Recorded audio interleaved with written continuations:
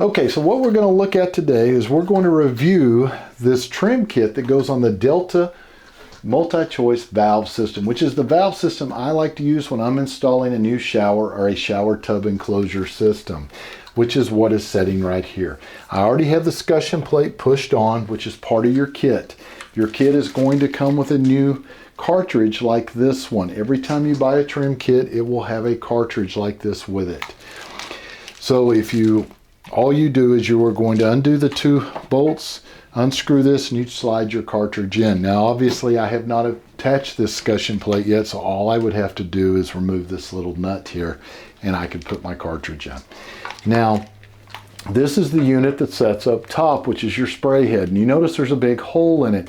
It has a lot of actual spray nozzles, which is fantastic, but this is a hand wand that will actually hang in the center. And this hand wand has 4 different settings, which is great. So you have 4 different types of water stream that you can spray on yourself.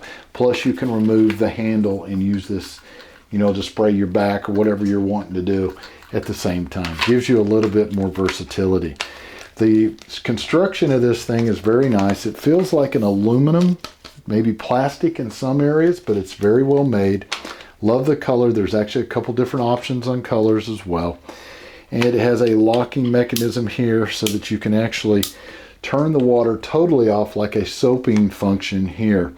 So you can actually switch between all the way off, all the way to your wand, or you move it in another direction, it will do both at the same time. So if I was rating this on a scale of 1 to 10, I would give it a 10 because I love the way it looks, love the way it feels, and I think it's going to be fairly easy to install. So do yourself a favor, take a good look at this kit. If you have the Delta multi-choice valve, I think you'll like this one. We'll see you on the next one.